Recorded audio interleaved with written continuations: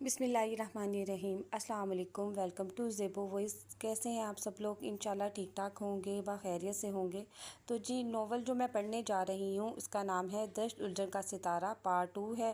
اور جیسا کہ آپ جانتے ہیں کہ پارٹ 1 کا اختتام لفافوں کی وجہ کسی کا حسد ہی لگی یہاں تک تھا، تو اب پارٹ 2 کا سٹارٹ یہاں سے ہم کرتے ہیں۔ اس بار لکھا تھا، تم اس کے جال میں پھنستے جا رہے ہو، پچھتاؤ گے۔ اس نے اسے باقی لفافوں کے ساتھ دراز میں ڈال دیا۔ اب وہ ان کو لے کر پہلے کی تناؤ میں تھا، نہ زیادہ فکر مند تھا۔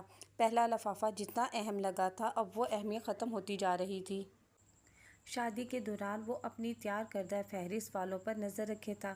اس نے سوچا کمرے کے باہر کی راہداری میں کسی کو بتائے بنا خفیہ کیمرہ ہی لگوا لے تاکہ مجرم پکڑا جا سکے، لیکن یہ بات الیاس علم سے چھپ نہیں سکتی تھی اور وہ انہیں فی الحال اس معاملے میں شامل نہیں کرنا چاہتا تھا۔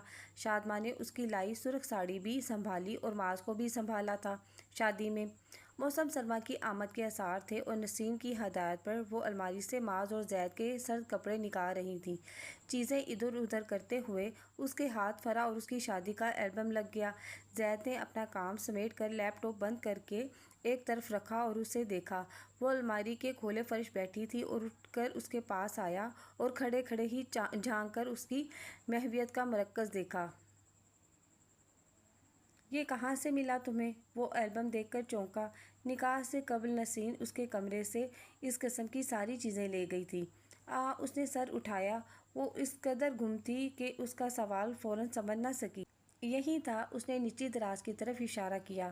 میں نے اب غور کیا، فرح غیر معمولی حسن رکھتی تھی اور معاذ کی مسکراہٹ بالکل اس جیسی ہے۔ اچھا، میں نے کبھی غور نہیں کیا۔ اسے معاذ اور فرح کے مماثل تبسم پر حیرت ہوئی۔ لاؤ اسے ایسی جگہ رکھ دوں کہ پھر ملے نہیں۔ اس نے ہاتھ بڑھایا۔ کیوں؟ اس نے حیرت سے کہا۔ ہم دونوں تو روز یہ تصویر دیکھنا نہیں چاہتے، پھر کیوں ایسی جگہ رکھیں کہ بار بار نظر آتا رہے؟ آپ کا دل نہیں کرتا کبھی دیکھنے کا؟ وہ اب بھی تصویر ہی دیکھ رہی تھی۔ نہیں، یہ سچ تھا، اس کے دل میں فرح کے لیے ہوک اٹھتی تھی، نہ دل دیکھنے کے لیے تڑپتا تھا۔ اس نے تعجب سے پل بھر کے لیے اسے دیکھا، پھر نظر سابقہ جگہ ٹکا دی۔ وہ بھی کم صورت یا بد صورت نہیں تھی، لیکن فرح میں کچھ خاص تھا۔ اتنی پیاری فرح کی یاد نہیں آتی آپ کو؟ تو پھر شاید حیرانی میں الفاظ پھسلے تھے اور احساس ہوتے ہی گم ہو گئے۔ یاد کا تعلق حسن سے نہیں، دل سے ہوتا ہے۔ اس نے سینے پر ہاتھ رکھا۔ جو یہاں نقش نہیں ہوتا وہ یاد بھی نہیں رہتا۔ ہمیں اتنا وقت ہی نہیں ملا کہ دلوں کا تعلق قائم ہو پاتا۔ اس نے سنجیدگی سے کہا۔ امی کو شاید مووی ہی یاد تھی، البم کا انہیں خیال ہی نہیں۔ لاؤ کہیں رکھ دوں اسے؟ نہیں۔ اس نے البم دراز میں ڈالا اور بند کر کے کھڑی ہو گئی۔ ہمیں نہیں صحیح، مگر معاذ کو تو یہ تصویر یاد ہونا چاہیے۔ ہمیں اسے اس سے متعارف کرانا ہوگا۔ ابھی نہیں، بعد میں صحیح وقت پر۔ اس لیے میرے پاس رہنے دیں۔ وہ جانے لگی تھی کہ زید نے سامنے آ کر راستہ روکا۔ اسے اس لمحے شادبہ پر بڑا پیار آیا تھا اور اس نے عملی اظہار ضروری سمجھا۔ اسے بے ساختہ اور سچے لمحے میری زندگی میں پہلے نہیں آئے تھے جو دلوں کو جوڑتے ہیں، اس نے سرخ اور گڑبڑائی سی شادماں سے کہا، جس کا دل اس بات کی صداقت کی گواہی دے رہا تھا۔ ایک دن اچانک اسے فرح کی امی کا فون آیا کہ وہ معاذ کو دیکھنا اور اس سے ملنا چاہتی ہیں۔ اس نے کہہ دیا وہ جب چاہیں آ کر اس سے مل سکتی ہیں۔ جب ہی یہ بات گھر میں کہی تو الیاس عالم اور شادماں کے علاوہ کسی کو پسند نہیں آئی۔ سب سے زیادہ غصہ نسرین کا تھا۔ اب کیسے یاد آ گئی؟ اچھا ہے، یہ جب مرضی ہوں گی منہ موڑ لیں گے اور جب موڈ بن گیا آ دھمکیں گے۔ وہ ان کا نواسہ ہے، ہم نہیں روک سکتے۔ الیاس عالم نے انہیں ٹھنڈا کرنا چاہا۔ پیدا ہوا جب سے نواسہ ہی ہے۔ کیسے دھتکار دیا تھا بھول گئے آپ؟ بیگم اس وقت ان کا غم تازہ تھا، بیٹی کی وفات کا صدمہ ہی اتنا شدید تھا۔ مجھے یہ ٹھیک نہیں لگ رہا، بس ملنے دیں چاچی، شادماں نے کہا۔ وہ تنہا ہیں، اولاد بھی کوئی نہیں، ایک معاذ ہی ہے ان کے لیے، اور پھر جذبات اور حالات ہمیشہ ایک سے تو نہیں رہتے۔ لو ایک اور ان کی طرفدار۔ انہوں نے سر تھام لیا۔ انہیں آنے دو، ملنے دو، بس تم کچھ نہ کہنا۔ ان کا رویہ دیکھ کر آگے کیا کرنا ہے طے کریں گے۔ الیاس عالم نے انہیں مشورہ اور تسلی دی۔ اگلے دن شام میں زید کی موجودگی میں فرح کی امی بنا پیشگی اطلاع کی چلی آئیں۔ اس وقت ان تینوں کے علاوہ صرف دادو گھر میں تھیں۔ وہ ابھی ابھی مسلہ ہوا کیلا اپنے ہاتھوں سے کھا کر فارغ ہوا تھا اور اب اپنی ووکر میں ادھر ادھر گھوم رہا تھا۔ کھانے کی کوشش میں کیلا منہ میں تو کم ہی گیا تھا، زیادہ ہاتھ، چہرے اور کپڑوں پر لگا تھا۔ شادماں باورچی خانے میں تھی، وہاں سے فارغ ہو کر اسے سیدھا غسل خانے نہانے لے جانا تھا۔ انہیں معاذ کو دیکھ کر ہی رونا آ گیا۔ کس حال میں تھا ان کی لاڈلی کا شہزادہ! انہوں نے اسے ووکر سے نکال کر گلے لگایا، ٹشو سے اس کا منہ صاف کیا۔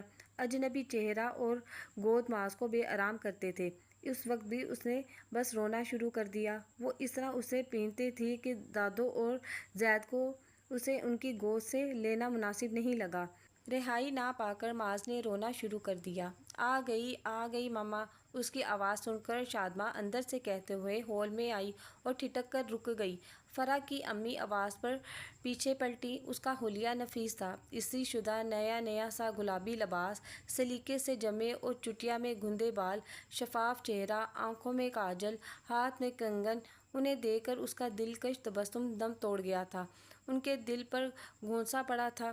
پل بھر کو انہیں لگا وہاں فرح کھڑی ہے، لیکن اگلے پل حقیقت ان کے اندر تلخی بھر گئی۔ شادماں نے انہیں سلام کیا اور آگے آ کر معاذ کو ان کی گود سے لیا۔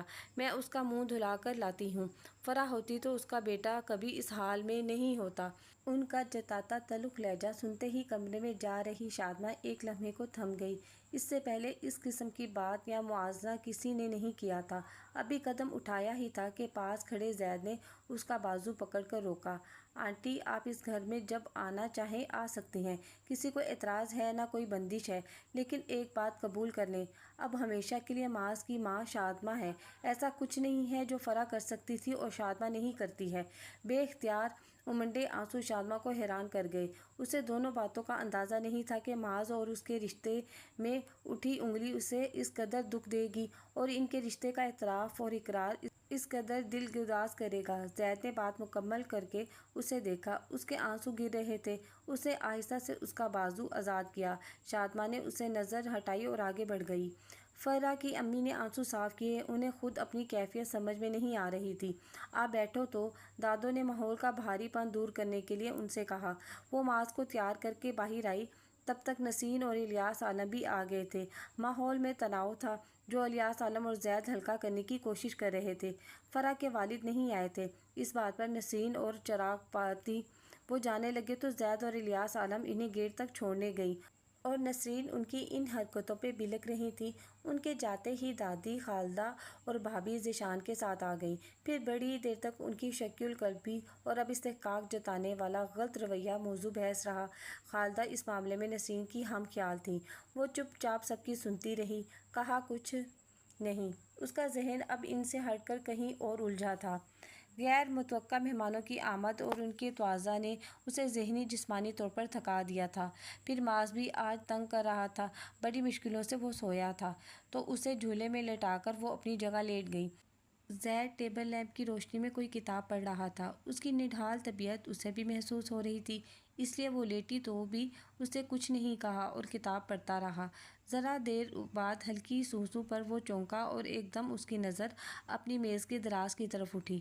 وہ جانتا تھا وہ کبھی اس میز بیگ اور کتاب بیازوں کو ہاتھ نہیں لگاتی ہے، پھر بھی اس نے احتیاطاً اٹھ کر دراز کھول کر دیکھا۔ آج والا لفافہ جیسا اس نے رکھا تھا ویسا ہی وہاں موجود تھا۔ یہ ایسا تیسرا پیغام تھا۔ آج والا بھی پہلے جیسا کاپی کا صفحہ تھا۔ آج اس کے خیر خواہ نے لکھا تھا، شادماں کی کسی بات پر بھروسہ نہ کرنا، پچھتاؤ گے۔ وہ بنا آواز کیے دراز بند کر کے واپس پلنگ پر آیا تو شادماں کی اداسی کی وجہ فرح کی امی تھی۔ اسے ذرا تسلی ہوئی۔ وہ تقریباً پلنگ کے وسط میں اس کی طرف پیٹھ کر کے کروٹ پر لیٹی تھی۔ اس نے ٹیبل لیمپ بجھایا اور اپنی جگہ لیٹنے کی بجائے دوسری طرف اس کے سامنے اس کی سمت چہرہ کر کے لیٹ گیا۔ اندھیرا تھا، پھر بھی شادماں نے آنکھیں موند کر خود کو سوتا ثابت کرنا چاہا اور زید نے ہاتھ بڑھا کے اسے قریب کیا۔ پاپا، آپ کے وقت دینے کے مشورے پر پتہ نہیں کب تک عمل اور صبر کر سکوں گا، اس نے دل میں انہیں مخاطب کیا۔ وہ جو چوری چوری رو رہی تھی، چہرہ چپتے ہی کھل کے رونے لگی۔ زید نے تسلی کا ایک لفظ کہا نہ اسے روکا، بس اس کا ہاتھ اس کی پشت تپک کر رہا تھا۔ ذرا دیر میں وہ سو گئی تھی۔ پاپا، اٹ ورکس، اس نے مسکراتے ہوئے ایک بار پھر تصور میں باپ سے کہا۔ وہ میز زید کی چیزوں کو بالکل ہاتھ نہیں لگاتی تھی۔ وہ دوپہر میں وہ کمرے میں آ رہی تھی تو الیاس عالم نے اسے اسٹیپلر دیا کہ یہ دھیان سے زید کے میز کی دراز میں رکھ دو ورنہ یہاں وہاں ہو جائے گا۔ کمرے میں آئی تو زید لیپ ٹاپ میں مصروف تھا۔ اس نے دراز کھول کر اسٹیپلر اندر اچھال دیا، جس کے نتیجے میں دراز میں دھرے کاغذات میں افراتفری مچ گئی اور دراز بند کرتے ہوئے کوئی کاغذ باہر نکل آیا۔ اس نے کاغذ کھینچا اور واپس رکھنے سے پہلے اس کی نظر تحریر پر پڑ گئی۔ اس آسمانی لفافے پر کسی کی لکھائی تھی، وہ جانتی تھی۔ اس نے دراز پورا کھولا جہاں مزید لفافے تھے۔ اس نے باری باری سارے کھول لیے اور ذرا دیر میں ہی ہاتھوں کی لرزش اس کے پورے وجود میں پھیل گئی۔ اسی وقت زید نے اسے دیکھا اور ماجرا سمجھتے ہی تیزی سے اٹھ کے آیا۔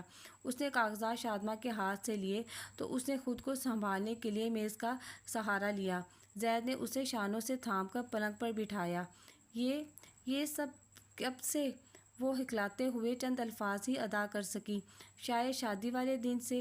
اب جب وہ دیکھ ہی چکی تھی تو کہنا ضروری تھا، شادی والے دن سے۔ اس کا سر چکرانے لگا۔ مگر میں نے دیکھا کافی وقت بعد وہ فرش پر گر گیا ہوگا اور ماسی نے معمول کی طرح اٹھا کر دراز میں رکھ دیا تھا۔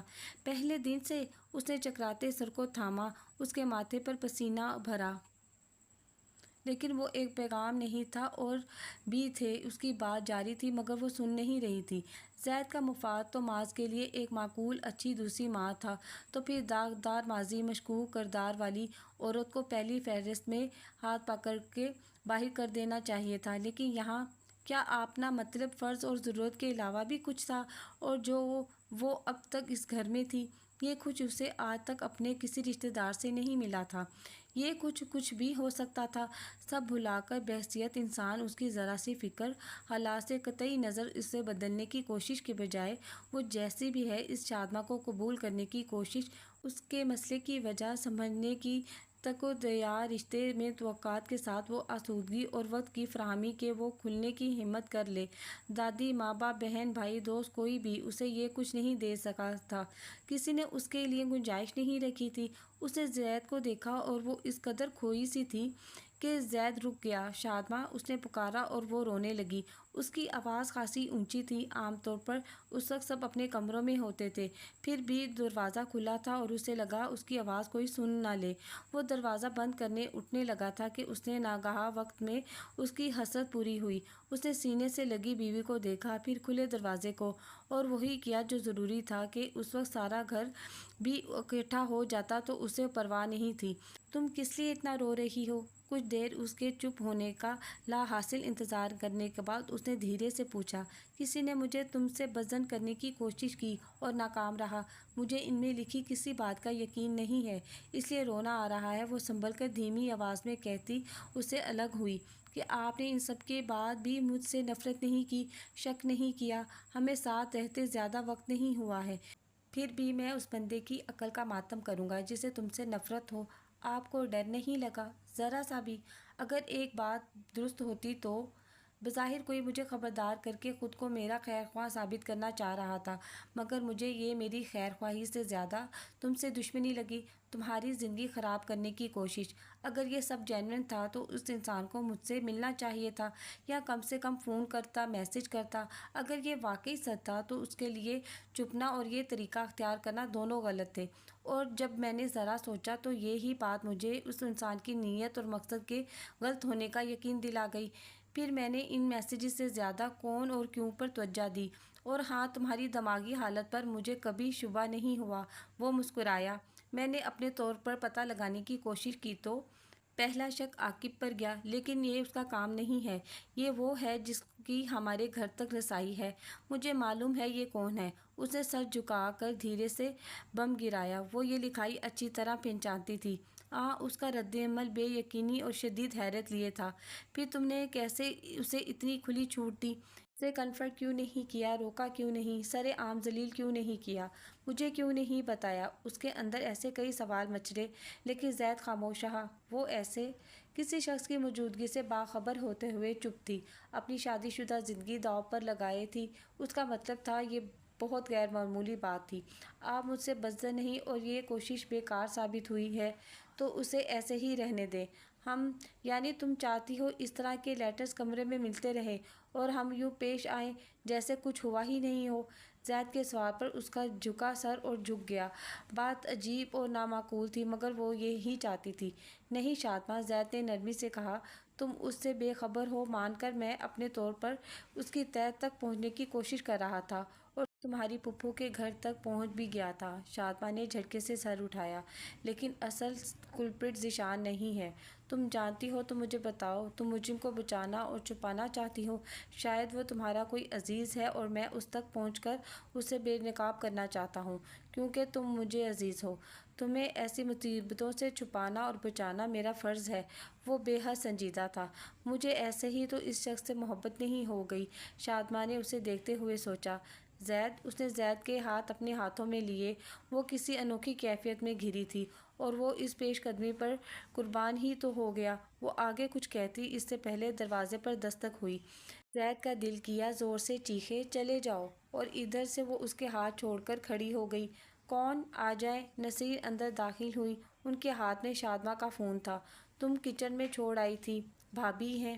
انہوں نے فون کو اس سمت بڑھایا۔ اس کے بات کرنے تک وہ وہیں رکی رہی۔ اپا کے سسر کے چاچا کا انتقال ہو گیا ہے۔ امی ابو وہاں جا رہے ہیں۔ بھابی بچوں کے ساتھ میکے گئی ہیں۔ دادی کی طبیعت ٹھیک نہیں ہے اور وہ اکیلی ہیں تو امی کہہ رہی ہیں کہ ان کی واپسی تک میں گھر چلی جاؤں۔ انہیں شاید رات میں دیر ہو جائے گی۔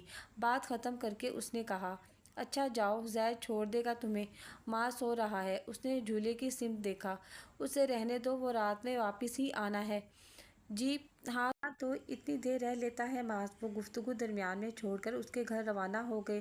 زید نے بائی گیٹ سے باہر کھڑی کی اور اس کے ساتھ اندر آتے ہوئے کہا، رات میں بات وہیں سے کریں گے جہاں چھوڑی تھی۔ اس کا افسوس جلد ختم ہونے والا نہیں تھا۔ آپ اندر نہیں آ رہے؟ نہیں، تایا تائی کے آتے ہی مجھے فوراً کال کرنا۔ جی۔ زید نے اس کے بجھے بجھے سے چہرے کو دیکھا اور رک کر کندھوں سے پکڑ کر اس کا رخ اپنی طرف کیا۔ میں تمہیں ہر خوف اور فکر سے آزاد دیکھنا چاہتا ہوں۔ مجھ پر اعتبار کرو کہ میں انشاءاللہ اس مسئلے کا سدباب کر دوں گا۔ زبردستی کا تبسم سجا کر شادماں نے سر ہلایا۔ اس کی منتشر ذہنی کیفیت اور کشمکش اس سے چھپی نہیں تھی۔ وہ اس وقت کسی بھی طرح اسے اپنے ساتھ اور محبت کا یقین دلانے کو بے قرار تھا۔ زیادہ سوچو نہیں اور ریلیکس رہو۔ اس نے ذرا سا جھک کر اس کی پیشانی پر وہ یقین ثبت کرنے کی صحیح کی تھی، اور میں تمہارے ساتھ ہوں۔ اس کی حوصلہ دیتی مسکراہٹ سے شادماں کے چہرے پر بھی تبسم بکھر گیا تھا۔ اس کی بائک نظروں سے اوجھل ہوئی تو وہ گیٹ بند کر کے ہال میں آئی اور کھڑکی کے پاس دادی کو دیکھتے ہی پرسکون ہوئے۔ دل و دماغ میں پھر جھگڑ چلنے لگے۔ ان کے تاسا چیخ رہے تھے کہ وہ باہر کا منظر دیکھ چکی ہے۔ کر لیا اسے اپنی مٹھی میں؟ دادی کی زہر خند آواز کمرے میں گونجی۔ اسی وقت اس کا فون بجا۔ شادماں نے دیکھے بنا کال منتقل کر دی۔ نہیں دادی، وہ صفائی دیتی آگے آئی۔ اپنی آنکھوں سے دیکھا میں نے سب۔ دادی بھی بھپر کر آگے آئیں۔ اب وہی کرے گی تو جس کا مجھے ڈر تھا۔ جانتی تھی میں، تو ایسے ہی بے غیرت اور خود غرض ہے۔ کسی کا خیال نہیں تجھے۔ اپنی زندگی اور عیش کے لیے باقی سب کی زندگیاں اجاڑ دے گی۔ میرا خوف غلط نہیں تھا۔ دادی وہ فون میز پر رکھتے ہوئے بے قراری سے ان کے قریب آئی۔ آپ میرا یقین کیوں نہیں کرتی دادی؟ اس کے لہجے میں سارے زمانے کی عاجزی تھی۔ میں نے آج تک کسی سے نہیں کہا تو اب کیوں کسی کو بتاؤں گی؟ سب جانتی ہوں میں۔ میری نگرانی نہ ہوتی تو کب کی اپنی من مرضی کر جاتی۔ کیا کہہ رہا تھا تجھے زید؟ ایسا کیا کہہ دیا ہے تو نے اسے؟ ان کا مشکوک لہجہ تیز تو تھا ہی لیکن اس میں انجانا خوف بھی ہلکورے لے رہا تھا۔ لیکن یاد رکھ، تیری زبان سے زیادہ قابل بھروسہ آج بھی میری بات ہے۔ ابھی نسیم کو ایک فون کر دوں یا شہوار کو ایک اشارہ تو پھر اس دہلیز پر ہوگی تو۔ دادی، اس نے ان کے آگے ہاتھ جوڑے۔ آپ کو اللہ کا واسطہ دادی، پلیز آپ کسی سے کچھ نہ کہیں۔ میری زبان پر موت تک، قیامت تک کے لیے قفل لگا ہے۔ وہ رونے لگی تھی۔ نہ ہنجار دادی نے اسے پوری طاقت سے تمانچہ رسید کیا۔ اب تو مجھے یہ دھمکی دے گی؟ تو قیامت میں زبان کھولنے کا طعنہ مار رہی ہے؟ حشر کے حساب کتاب سے ڈرا رہی ہے مجھے؟ ان کا پورا جسم مارے تیش کے لرزنے لگا تھا۔ نہیں دادی، وہ گال پر ہاتھ رکھے اس نئے نکتے پر ششدر تھی۔ لیکن تو ماں کی طاقت کو نہیں جانتی۔ دادی ہمیشہ کی طرح رکنے کو تیار نہیں تھی۔ اپنی اولاد کو بچانے، اس کی حفاظت کے لیے وہ ہر حد پار کر سکتی ہیں، اور میرا رب جانتا ہے وہ حادثہ تھا، میرے طاہر کی کوئی غلطی نہیں تھی۔ ہاں دادی، وہ حادثہ تھا، مجھے بھی یقین ہے۔ پھر آپ کیوں مجھ پر اعتبار نہیں کرتی؟ وہ بے حد تھک گئی تھی۔ اس کی آواز، اس کا وجود سب شکست خوردہ تھے۔ نہ نہ، انہوں نے سر ہلاتے ہوئے آنکھیں پھیلائیں۔ تو مجھے ایسے بیوقوف نہیں بنا سکتی۔ جب تک زندہ ہوں تیری نگرانی کرتی رہوں گی۔ تیرے سر پر میری تلوار نہ ہوتی تو کب کا ہمیں رسوا کر چکی ہوتی۔ اس خاندان کی عزت اسی وجہ سے اب تک قائم ہے کہ میرا ڈر ہے تجھے اس خوش فہمی میں نہ رہنا کہ زید میرا بھی پوتا ہے اور وہ میری بہن کا خاندان ہے تو میں کچھ نہیں کروں گی اور تو وہاں اپنی من مانی کر سکتی ہے۔ تیری ڈور اب بھی تک میرے ہاتھ میں ہے۔ میں کیا کروں دادی کہ آپ کو یقین آ جائے؟ وہ نڈھال تھی۔ مجھے کبھی یقین نہیں آئے گا، انہوں نے سر اٹھا کر تنفر سے کہا۔ میں ماں ہوں، میں ایک پل کے لیے غافل نہیں ہو سکتی۔ ماں کی محبت اور فرض کا یہ کون سا روپ تھا جس نے اس کی زندگی سے سکون چھین لیا تھا؟ تو مجھے بھی ایک زور کا تھپڑ مارے ابو کی طرح کہ میرا بھی سر دیوار سے لگے اور میں شاداب کی طرح مر جاؤں، اب یہی ایک حل بچا تھا۔ تو یہ دادی کے منہ سے جھاگ اڑنے لگا۔ مارے غصے اور تعجب کے ان کی زبان لڑکھڑانے لگی۔ وہ بول ہی نہ سکی تو دونوں ہاتھوں سے اسے مارنے لگیں۔ یہ ہی تو ڈر ہے، زبان پر آئی کیسے؟ یہ بات تیرے منہ سے نکلی ہی کیوں؟ یہی تیرا ارادہ، یہی ہے تیرے دل میں، اس دنیا سے کہنا چاہتی ہے تو؟ ان کے ہاتھ نہیں رک رہے تھے۔ آخر وہ تھک گئی تو ہانپتے ہوئے رک کر صوفے کا سہارا لیا۔ مجھے سچ میں مار ہی ڈالے دادی، میرے اندر اب ہمت نہیں اور برداشت کرنے کی۔ اس نے اپنے بکھرے بال پیچھے کیے۔ دادی نے پھر ساری قوت مجتمع کر کے اسے زور سے تھپڑ رسید کیا۔ یہ بات کبھی لفظوں میں ڈھل کر بیان نہ بنے، یہ ہوائیں اور دیواریں بھی کبھی ان کو نہ سنیں۔ یہ کہا تھا میں نے تجھ سے، یہ وعدہ کیا تھا تو نے مجھ سے، لیکن مجھے ہمیشہ تیری طرف سے صحیح دھڑکا لگا رہتا تھا۔ ساری دنیا کو بتانا چاہتی ہے یہ تو، لیکن یاد رکھ میرے ہوتے کبھی کامیاب نہیں ہوگی، اور کبھی غلطی سے بھی کوشش کی تو دیکھنا کوئی نہیں مانے گا۔ تیرا کردار اور شہرت ایسی ہوگی کہ لوگ پتھر ماریں گے پاگل سمجھ کر، لیکن کوئی یقین نہیں کرے گا۔ یہ زمین تنگ کر دوں گی تجھ پر، طاہر کا بال بھی بیکا نہیں ہونے دوں گی۔ وہ اس کے بال مٹھی میں پکڑ کر خود کلامی کے انداز میں کہہ رہی تھی، جیسے خود کو باور کرا رہی ہوں۔ تکلیف کے مارے اس کی آنکھیں برسنے لگی تھیں، لیکن اس کی زبان خاموش تھی۔ میرے ہوتے کوئی کچھ نہیں بگاڑ سکتا میرے طاہر کا۔ انہوں نے اس کے بال چھوڑے اور پورے کروفر سے کہا، دیکھ اب کیسے تجھے واپس اس گھر میں بلاتی ہوں۔ ہمیشہ میری آنکھوں کے سامنے ہی رہے گی تو، یہی اس گھر میں اصل ٹھکانہ ہے تیرا۔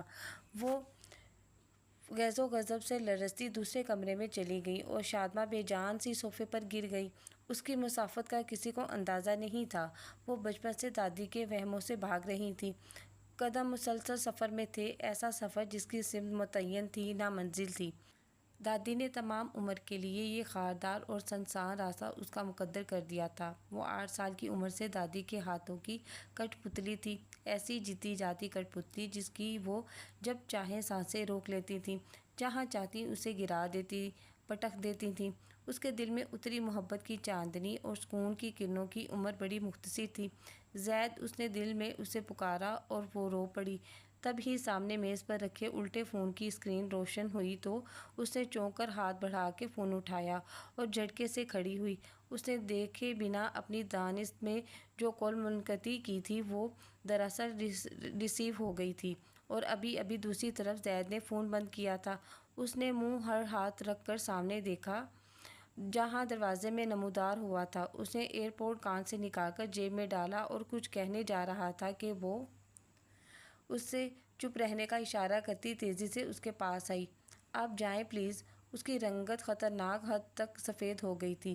وہ خائف تھی۔ اس کی آواز وحشت زدہ مگر سرگوشی سی تھی۔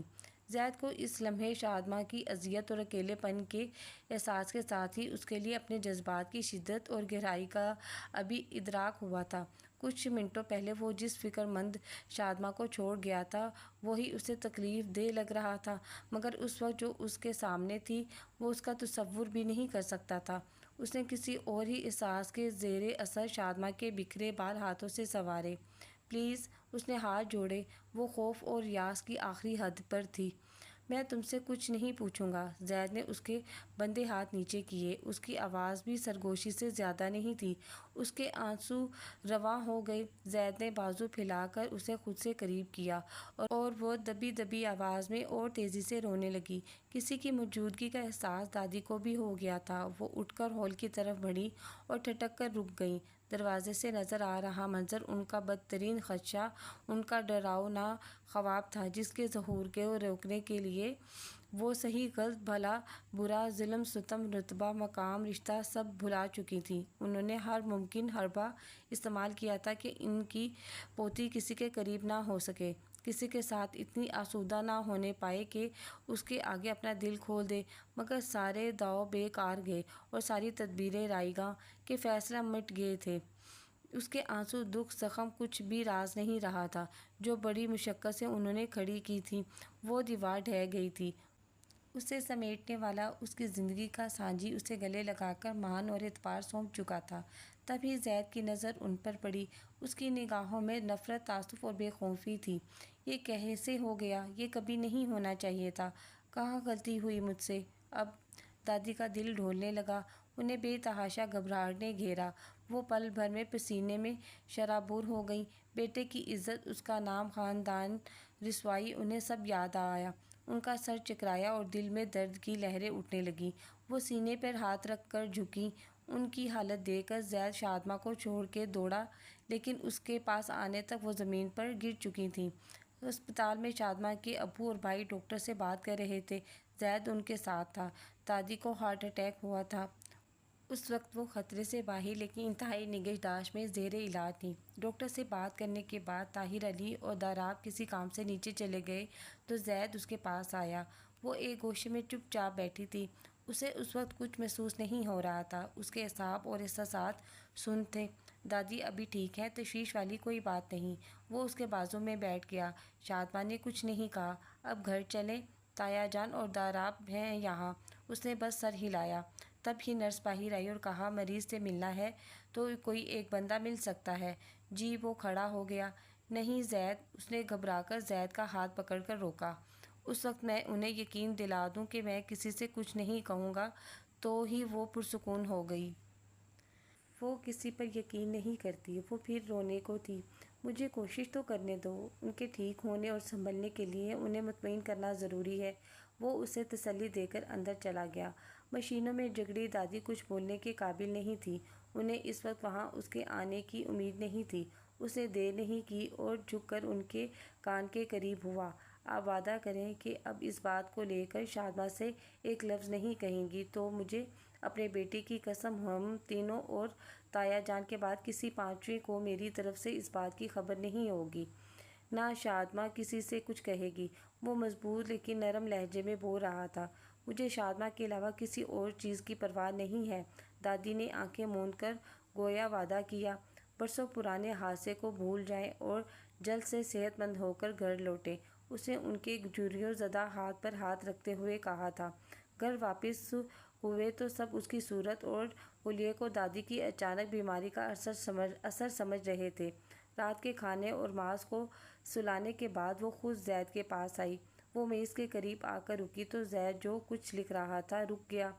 مجھے آپ سے سب کہنا ہے۔ تم خود پر جبر نہ کرو، میرا جاننا ضروری نہیں۔ بس اب میں آپ خود پر جبر نہیں کرنا چاہتی، اس لیے کہنا ضروری ہے۔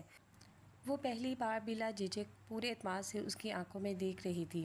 اوکے۔ وہ کرسی چھوڑ کے کھڑا ہو گیا۔ طاہر علی اپنے والدین کی اکلوتی اولاد نرینہ تھے جو زندہ تھی۔ ان سے قبل دادی کے 3 بیٹے چند دن ہی زندہ رہ پائے تھے، اس لیے تینوں بہنوں کے بعد پیدا ہوئے۔ طاہر علی کی پرورش بڑے ناز و نم میں ہوئی تھی۔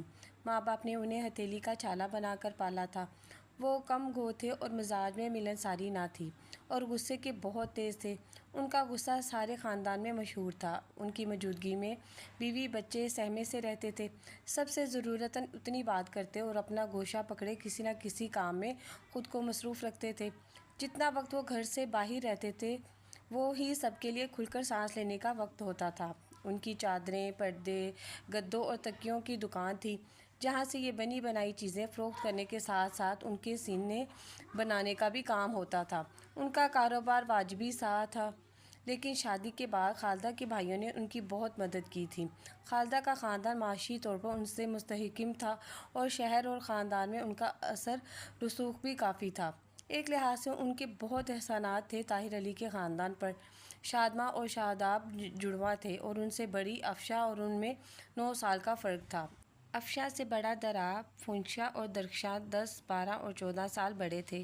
سنفشا کی شادی کی تاریخ طے ہو گئی اور سب اس کی تیاریوں میں مصروف تھے۔ ایسے میں اکثر شادمہ اور شاداب کو دیر تک گھر سے باہر بھٹکنے اور کھیلنے کی چھوٹ مل جاتی تھی۔ طاہر علی کا فرمان تھا کہ سب بچے مغرب سے پہلے گھر میں موجود ہوں۔ اس کے بعد صرف دراب کو اجازت تھی کہ وہ کسی ضرورت یا کام کی صورت میں گھر سے نکل سکتا تھا۔ اس دن ہوا یہ کہ شادمہ اور شاداب کے گھر آنے سے پہلے طاہر علی آ گئے۔ ان دونوں کو گھر میں نہ پا کر پہلے سب کو جی بھر کے باتیں سنائی، پھر ان کے دونوں کے آتے ہی انہیں ان کے پاس بھیجنے کا حکم دے کر اپنے کمرے میں چلے گئے۔ وہ دونوں گھر آئے تو گیٹ پر ہی خالدہ جلے پیر کی بلی کی طرح ٹہل رہی تھی۔ ان سے 2 چانٹے کھانے کے بعد وہ دونوں کانپتے دل اور لرزتی ٹانگوں کے ساتھ باپ کے کمرے کی طرف بڑھے۔ پہلے میں جاتا ہوں، تم بعد میں آنا، شاداب نے اسے دروازے کے باہر ہی روک دیا۔ ان دونوں میں محبت اور ایک دوسرے کی پرواہ باقی سب زیادہ تھی۔ وہ تھوک نکل کر سہلاتی دروازے کے باہر ہی رک گئی۔ شاداب نے اندر جا کر ڈرتے ڈرتے سلام کیا، تب ہی پیچھے سے دادی نے اسے دبوچا۔ طاہر علی جہاں تھے انہیں وہ دونوں دکھائی نہیں دے رہی تھیں۔ تو کس لیے یہاں کھڑی ہے، چل اندر۔ وہ اسے لے کر اندر جاتی اس سے پہلے ہی طاہر علی نے جواب دینے یا سوال کرنے سے پہلے ایک زوردار تھپڑ رسید کیا۔ دبلے پتلے شاداب کا توازن بگڑا، پیر لڑکھڑائے، اس کا دیوار سے ٹکرایا اور وہ بے حس و حرکت زمین پر یوں گرا کہ سر دیوار سے ٹکا تھا۔ دادی نے بیٹے کا تیش دیکھ کر شادمہ کو وہیں سے باہر دھکیل دیا اور خود اندر دوڑی۔ طاہر علی یہ نہیں دیکھ سکتے تھے کہ ان کا تھپڑ مارنا ان کی ماں اور بیٹی دیکھ چکی ہیں۔ انہوں نے شاداب کو اٹھانا چاہا لیکن انہوں نے گھبرا کر بیٹے کو دیکھا جو اب بھی اس کے کروفر سے اسے گھور رہے تھے۔ طاہر ان کانپتی آواز میں ڈول رہی بدشگونی طاہر کے ساتھ ساتھ باہر شادمہ نے بھی محسوس کی تھی۔ وہ ڈر کر وہاں سے بھاگ گئی۔ کسی کو اصل واقعے کا پتہ نہیں چلا۔ طاہر علی اسے فوراً اسپتال لے کر دوڑے لیکن ڈاکٹر نے اسے آمد کے ساتھ ہی مردہ قرار دے دیا۔ سب کو یہ علم تھا کہ شاداب اچانک غش کھا کر گرا تھا اور سر دیوار سے ٹکرایا تھا۔ یہ اس قدر اچانک اور بڑا حادثہ تھا کہ سب اپنی جگہ درد سے چور تھے۔ وہ اس قدر سکتے میں تھی کہ بھائی کی موت پر ایک آنسو بھی نہ نکلا۔ سب نے اسے جڑواں بھائی کی موت کا شدید صدمہ سمجھ کر قبول کر لیا۔ طاہر علی پہلے ہی خاموش طبع تھے، اب اور خود تک محدود ہو گئے۔ ان کا غصہ بھی شاداب کے ساتھ قبر میں جا سویا۔ سب نے اسے بیٹے کی موت کا اثر سمجھا۔ طاہر علی نہیں جانتے تھے کہ شادمہ نے بھی وہ دل دہلانے والا دردناک منظر دیکھا ہے اور بدقسمتی سے ان کی ماں نے بھی۔ گھر میں جلد ہی شادی تھی۔ دادی کو شادمہ کی طرف سے خدشہ تھا۔ وہ اسے ماں کے پاس بھی اکیلے نہیں بیٹھنے دیتی تھی کہ کہیں وہ انہیں ہی نہ بتا بیٹھے۔ وہ اس کا سایہ بن گئی، اسے اپنے کمرے میں اپنے ساتھ سلانے لگی۔ اس کے کپڑے، کتابیں، سارا سامان بھی ان کے کمرے میں منتقل ہو گیا۔ دل جوئی کی آڑ میں وہ دادی کی قیدی بنتی گئی۔ ہر گزرتے دن کے ساتھ دادی کے وسوسے اور وہم بڑھتے گئے۔ انہیں خالدہ کے بھائیوں کا بھی بہت خوف تھا کہ ان کے علم میں یہ بات آئی تو وہ چپ نہیں بیٹھیں گے۔ کسی کو حقیقت کا علم ہوتا تو وہ تشخیص کرتا کہ دادی شدید پیرانویا کا شکار تھی اور یہ وقت کے ساتھ بڑھتا گیا۔ انہوں نے اس کی کوئی قریبی سہیلی بننے دی، نہ گھر میں ماں اور بہنوں کو اس کے قریب آنے دیا۔ وہ جیسے شادمہ کے معاملات اور مزاج کی ایکسپرٹ ہو گئی تھیں، جو اس پر بھائی کی موت کے اچھے برے اثرات اور اس کے مزاج کو اس سے بھی بہتر سمجھتی تھیں۔ وہ دنیا سے جیسے نپٹتی تھی وہ الگ، اور انہوں نے شادمہ کے ساتھ جو رویہ رکھا وہ الگ کہانی تھی۔ وہ سارا بچپن باپ کے غصے سے ڈرتی رہی تھی، اب بھی ڈرتی تھی، مگر سمجھداری آتے ہی اس نے تسلیم کر لیا تھا کہ وہ برا حادثہ تھا، اس میں اس کے ابو کا کوئی قصور نہیں تھا، وہ قاتل نہیں تھے۔ انہوں نے بیٹے کا موت کی نیند سلانے کی نیت یا ارادے سے وہ تھپڑ نہیں مارا تھا۔ اس نے پھر بھائی کی موت کے ذمہ دار انہیں نہیں ٹھہرایا تھا۔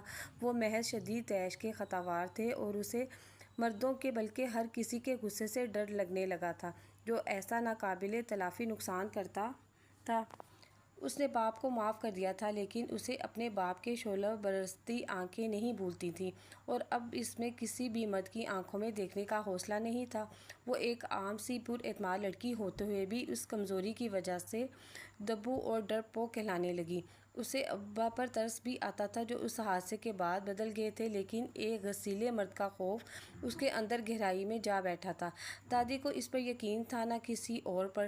وہ یہ سچائی دنیا سے ہر حال میں چھپانا چاہتی تھی۔ اس کا ماتھا اس وقت ٹھٹکا جب اس کے لیے رشتہ آنا شروع ہوئے اور اس نے مختلف موقعوں پر دادی کو پھپھو، خالہ اور ممانیوں کے ساتھ اس کے بارے میں بات کرتے سنا۔ وہ بظاہر اس کے لیے فکر اور تشویش کا اظہار ہوتا تھا، لیکن وہ اچھی طرح سمجھ رہی تھی کہ دادی اسے مختل مزاج، ذہنی اضطراب کا شکار، قنوعیت پسند ثابت کرنے پر تلی تھیں، جو اپنے بھائی کی موت کے صدمے سے اب تک باہر نہیں نکل سکی تھی۔ اس نے اس وقت پر امید نظریں ماں کی طرف کیں، لیکن وہ اس کی طرف متوجہ ہونے، اسے سمجھنے، دادی کی بات جانچنے کی بجائے یہ سب سن کر اسے سچ مان کر اور فکرمند ہوتی گئیں۔ افشاں زوفشاں درخشاں اپنے گھروں میں تھیں۔ دراب کے لیے بھی لڑکیاں دیکھی جا رہی تھیں اور امی کا مقصد تھا کہ کسی طرح دراب کے ساتھ ہی اس کی بھی شادی کر دی جائے۔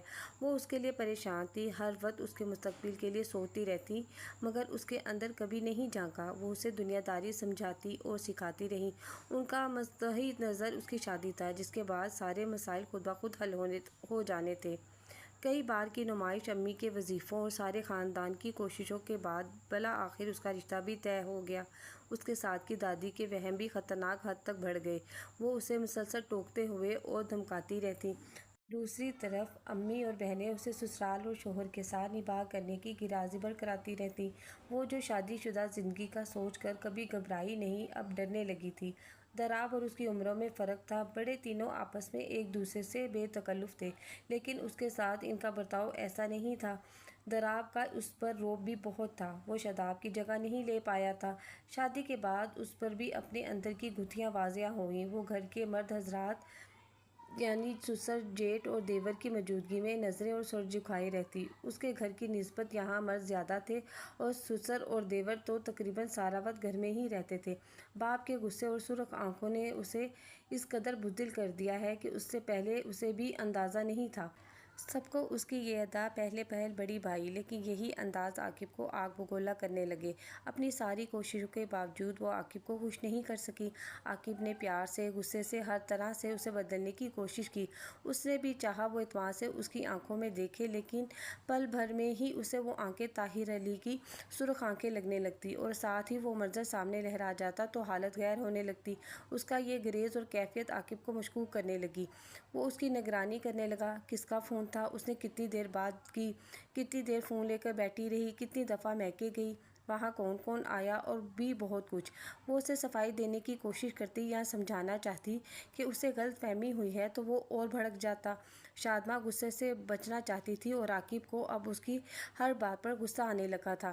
جب وہ ہی نہیں خوش تھا تو اس کے گھر والوں کا رویہ بھی اس سے سرد اور سخت ہوتا گیا۔ وہ میکے میں اس کے متعلق کسی سے بات کرنے کی کوشش کرتی تو اس کے سنے بنا ہی اسے کیا کرنا چاہیے، اس عنوان پر ایک لمبی تقریر سننی ملی۔ مسئلہ کیا ہے کسی نے بھی جاننے کی کوشش نہیں کی۔ سب کو لگتا تھا شادماں کے مزاج کی وجہ سے عاقب کو شکایت ہے اور وہ شوہر کے لیے خود کو بدلنے کے لیے تیار نہیں ہے۔ وہ سب اسے اچھا پہننے اوڑھنے، شوہر کے لیے سجنے سنورنے، اس کی خواہشوں کا بنا بولے پورا کرنے، شوہر کے ساتھ ہنسی مذاق کرنے اور اس کی شوخیوں کا جواب شوخیوں سے دینے کی تلقین کرتے رہتے۔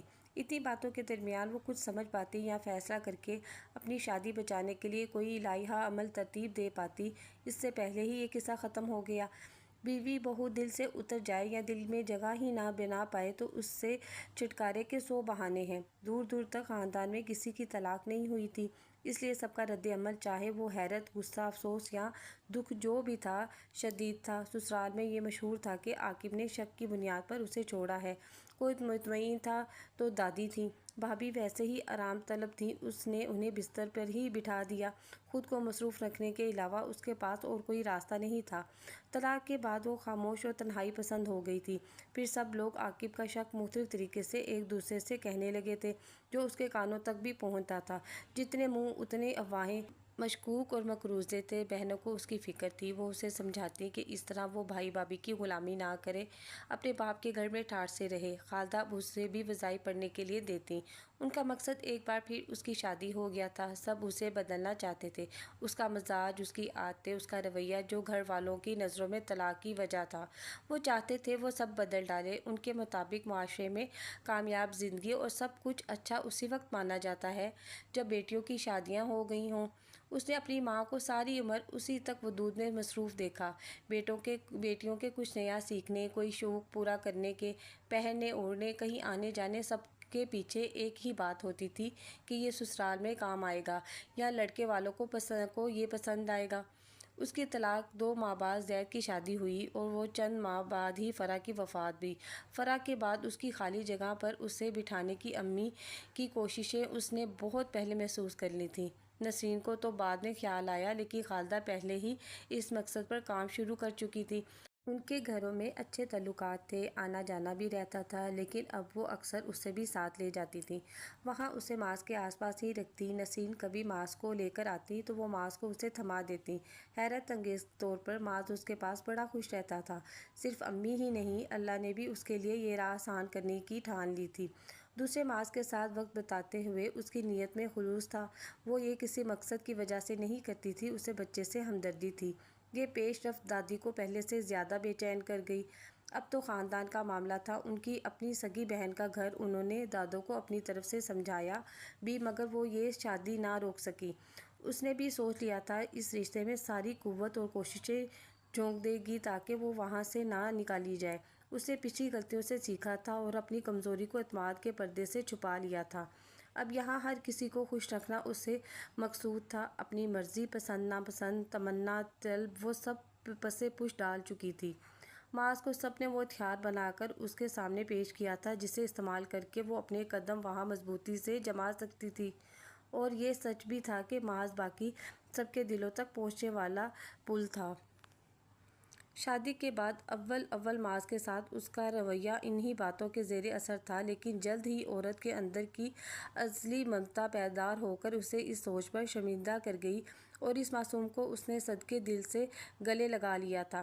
جو خود محروم رہا ہو، وہ کوشش کرتا ہے کسی دوسرے کو اس محرومی سے بچا کر اپنے اندر کا خلا پر کرنے کی، وہ بھی یہی کر رہی تھی۔ مگر اس کی ساری کوششوں اور ریاستوں کے علاوہ یہاں بھی دادی کے وہم اور بے اعتباری اس کے ساتھ ساتھ تھے۔ انہوں نے یہی سوچ کر اس کے کمرے میں رکا چھوڑا تھا کہ ابتدا میں ہی زید اس سے بدگمان اور مشکوک ہو جائے گا تو آگے شادماں کے لیے آسانیاں نہیں ہوں گی، وہ انہیں بھی الجھی رہے گی۔ وہ زیادہ سے زیادہ ہی سخت مزاج نکلا تو وہ پھر باپ کے گھر لوٹ آئے گی۔ ان کی سوچ بس اس نکتے کے گرد گھومتی تھی کہ ان کے بیٹے کا سچ دنیا کے سامنے نہ آئے۔ مگر انسانوں کے منصوبوں اور مقدر کے اندراجات میں بھی کمی بنی ہے بھلا، جو اس نے مان لیا تھا کہ اسے قبر میں اپنے ساتھ لے جانا ہوگا، وہ سب اسے سنا کر وہ زندگی میں پہلی بار ہلکی ہوئی تھی۔ ایک ان دیکھا بوجھ جس کے تلے وہ بڑی مشکلوں سے سانس لیتی تھی، اب سرک گیا تھا۔ اس کی سانسیں برسوں بعد بحال ہوئی تھیں۔ وہ اب بھی چاہتی تھی کہ زید کسی سے کچھ نہ کہے، حتیٰ کہ آئندہ دادی سے بھی اس موضوع پر بات نہ کرے، لیکن زید اس متعلق معاملے کو ختم کرنا چاہتا تھا بنا کسی اور کو خبر کیے۔ وہ سو چکی تھی مگر زید جاگ رہا تھا۔ بہت دیر تک سوچنے کے بعد وہ کسی نتیجے پر پہنچ پایا تھا۔ اگلے دن وہ طاہر علی کے پاس موجود تھا۔ اس سے یہ سب سن کر وہ سکتے میں تھے۔ انہیں علم تھا نہ اندازہ کہ شادماں نے انہیں تھپڑ مارتے دیکھا تھا، اور ان کی ماں نے اس کے بعد کیا کیا ہے۔ ندامت اور ملال سے وہ دمع سے آنکھیں نہیں ملا پا رہے تھے۔ تایا جان اب یہ سوچے کہ کیسے دادی کا وہم ختم ہونا کہ وہ شادماں کی طرف سے بے فکر ہو جائیں، اسے پریشان نہ کریں۔ ان کی طبیعت دیکھتے ہوئے ہم ڈائریکٹ ان سے کچھ نہیں کہہ سکتے۔ تم فکر نہ کرو بیٹا، اب یہ میرا مسئلہ ہے، بلکہ یہ ہمیشہ سے میرا مسئلہ تھا، میں اسے ختم کر دوں گا۔ اور پھر طاہر علی نے وہ کیا جو انہیں اسی وقت کرنا چاہیے تھا جب شاداب کی موت واقع ہوئی تھی۔ اگر وہ سچائی اسی وقت بتا دیتے تو آگے اتنا کچھ ہوتا ہی نہیں تھا۔ وہ اس وقت شرمندہ تھے، دنیا کا سامنا کرنے کی ہمت نہیں تھی، انہیں پچھتاوا تھا۔ انہوں نے اس کے بعد سے غصہ چھوڑ دیا تھا، وہ بدل گئے تھے، اللہ کے حضور روز گڑ گڑا کر معافی طلب کرتے تھے، بیٹے کے لیے ہر پل دعا گو تھے۔ لیکن آج انہوں نے جانا یہ کافی نہیں تھا، اور پھر وہ کیا جو ضروری تھا۔ انہوں نے اپنی بیوی بچوں کو اکٹھا کیا اور شاداب کی موت کی سچائی بتا دی، ساتھ ہی ان کی ماں کا خوف، وہم اور ان کے شادماں کے ساتھ رویہ بھی، اور پھر ہاتھ جوڑ کر سب سے معافی بھی طلب کی۔ دیر تو بہت ہو چکی تھی، مگر سننے والوں کے لیے گویا یہ آج کی بات تھی۔ سب کا رد عمل مختلف تھا۔ شاداب کی موت پر تو سب اب صابر تھے، اور طاہر علی کا قصور ان سب کے نزدیک یہ بات چھپانا تھا۔ وہ جو اپنے غصے کی سزا ایک عمر سے بھگت رہے تھے، اس کے بعد کسی نے اس تعلق سے انہیں کچھ نہیں کہا۔ خالدہ کے پاس بھی اپنی بے توجہی اور بے خیزی کے پہتاوے تھے۔ ہمارے یہاں بیٹیاں پیدا ہوتے ہی اکثر ماں باپ کا نصب العین ان کی زندگی کا مقصد بیٹی کی شادی ہو جاتا ہے۔ بچپن سے اس کا مزاج، پہننا اوڑھنا، اٹھنا بیٹھنا، تعلیم، تربیت، ہنسی مذاق، ہر بڑی چھوٹی بات، سب کچھ کو اسی تناظر میں دیکھا جاتا ہے، اسی واسطے سکھایا جاتا ہے، اس کے مطابق طے کیا جاتا ہے کہ لڑکے والے اور لڑکے کو کیا اچھا لگے گا، کیا نہیں۔ باپ پائی پائی جوڑنا شروع کرتا ہے کہ اس قابل چیز کا انتظام کرنے لائق ہو سکے جو معقول رشتوں کے لیے مقناطیس کا کام کرے۔ اکثر گھرانوں میں بیٹی کے مستقبل کے لیے تیاریاں کرتے ہوئے والدین جو چیز سب سے نظر انداز کرتے ہیں وہ بیٹیاں ہیں۔ ان دونوں نے بھی یہی کیا تھا۔ 4 بیٹیوں کی شادی اور پھر شادی کے بعد کے جھمیلوں کے آگے انہیں کچھ دکھائی دیتا تھا نہ سوچتا تھا۔ طاہر علی اس کے بعد ماں کے پاس ہسپتال گئے اور انہیں بھی خبر کر دی کہ وہ شاداب کو تھپڑ مارنے اور دیوار سے ٹکرانے والی بات سب کو کہہ چکے ہیں۔ اللہ تو غفور الرحیم ہے، انہیں معاف کر دے گا، لیکن اس کے بندوں سے اس دنیا میں معافی بھی ضروری تھی۔ وہ بھی عمر کے آخری پڑاؤ میں داخل ہو چکے تھے، جہاں توفیق ملے تو آخرت کی فکر ناممکن لگنے والا کام بھی کروا لیتی ہے۔ انہیں یہی طریقہ مناسب لگا تھا جس سے ماں کا ڈر اور وہم ختم ہو سکتا تھا۔ شادماں دنیا کو بتا نہ دیں، ان کا یہ خوف انہوں نے خود ہی سب کو بتا کر ختم کر دیا تھا۔ جس کے ہونے کے وہم انہیں ستاتے تھے وہ ہو چکا تھا، اور کوئی قیامت نہیں آئی تھی۔ اس کے بعد طاہر علی سب کا سامنا کرنے اور سب کی بھلی بری سننے کو تیار تھے۔ طاہر علی کے کر گزرنے کے بعد اب دادی کیا کہتی، نہ کرتے، کیوں کیا، اب کیا ہوگا جیسے سارے سوالوں کے جواب طاہر علی نے انہیں دے دیے تھے۔ ہم کئی دفعہ بزرگوں کو عمر کی سہولت دیتے ہوئے ان کی غلط باتیں چھپا کر، برداشت کر کے انہیں مزید غلطیوں کا موقع دیتے رہتے ہیں، اور انہیں شرمندگی سے بچانے کے ہمارے یہ جتن انہیں اپنے غلط ہونے کا احساس نہیں ہونے دیتے۔ طاہر علی یہ غلطی نہیں کرنا چاہتے تھے۔ ماں کا احترام فرض تھا تو بیٹی کی خوشی اور سکون بھی ان کی ذمہ داری تھی۔ ایک عمر پرتاوے میں گزارنے کے بعد وہ اس وقت دیر آئی درست آئی کی مثال تھے۔ ایک بار پھر جو بات اسے ناممکن لگتی تھی وہ ہو چکی تھی۔ زید نے اسے کچھ نہیں بتایا تھا، لیکن جب طاہر علی اس سے ملنے آئے تو انہوں نے اسے سارا ماجرا سنایا۔ باپ بیٹی کے درمیان اس عمر میں وہ لمحہ آیا تھا جب انہوں نے پہلی بار اسے گلے لگا کر تسلی دی تھی۔ اس نے پہلی بار باپ کی آنکھوں میں آنسو اور درد کی سرخی دیکھی تھی۔ یہ نیا منظر شاید اسے ان کی غصے سے سرخ آنکھیں بھلانے والا تھا۔ لفافے والی بات صرف شادماں کے گھر والے جانتے تھے۔ زید کے یہاں سب اسے لا علم تھے۔ آغاز میں الیاس عالم کی نصیحت اور مشوروں نے بکھرنے نہیں دیا تھا تو انجام طاہر علی کی ثابت قدمی نے سنبھالا تھا۔ دادی کا رویہ سب کے ساتھ عجیب تر ہو گیا تھا۔ جانے اب کون سے وہم اور وسوسے تھے کہ وہ سب سے ناراض رہتی، کسی سے سیدھے منہ بات نہیں کرتی، سب پر چیختی چلاتی۔ ان کی اصلیت جاننے کے بعد اب کسی کو ان سے ہمدردی نہیں ہوتی تھی، لیکن شادماں کو اب ان پر ترس آتا تھا۔ سب کے روکنے اور منع کرنے کے باوجود وہ ان کے کمرے میں جاتی، ان کے کام کرتی تھی۔ حیرت انگیز طور پر دادی اسے ایک لفظ نہیں کہتی تھیں، اسے دیکھ کر منہ موڑ لیتی، منہ پھیلائے رکھتی، لیکن جب وہ ان کے بال بناتی یا ناخن تراشتی تو اسے کرنے دیتی۔ وہ بھی انہیں مخاطب کرنے کی کوشش نہیں کرتی تھی۔ اب اسے ریٹائر کر دیں پلیز۔ زید نے الماری سے اسی شرٹ کا ہینگر نکالا تو شادماں نے دہائی دی، میں بتاتی ہوں مجھے اور کون سی شرٹ پسند ہے۔ زید کو ایک طرف کر کے وہ الماری میں گھسی۔ یہ ابھی اچھی بھلی ہے تو اس نے ہینگر دور کرتے ہوئے شرٹ کا جائزہ لیا۔ چلے گی اور کچھ ٹائم، مجھے یہ والی پسند ہے۔ اور اس نے ہلکے پیلے اور سرمئی چیک والی شرٹ نکالی۔ تب ہی فرش پر بیٹھے معاذ نے آواز نکالی، ماما۔ وہ اب چند الفاظ بولنے لگا تھا۔ سب سے پہلے دادا اور بابا کہا تھا۔ اس کے منہ سے ماما پہلی بار نکلا تھا۔ وہ دونوں اس کی طرف پلٹے۔ معاذ نے ماما کہا۔ اس نے مسرت اور حیرت سے زید سے پوچھا۔ اس نے مسکرا کر سر ہلایا۔ اسی وقت پھر معاذ نے پکارا، मामा। उसने शर्ट कंधे पर डाली और दौड़ कर उसे उठाकर धड़ाधड़ चूमना शुरू कर दिया। ओ मेरा सोना। माँ बेटे की बातें और लाड शुरू थे कि नसीन अंदर आई। लाओ मैं इसे नहलाकर तैयार कर देती हूँ, तुम अपनी तैयारी करो। वो तीनों समैया के यहाँ मौजूद थे। उसे अभी अभी मामा कहा चाची। उसने पूरे जोर से उन्हें इतला दी। माशाअल्लाह, आज नहीं तो कल कहना ही था।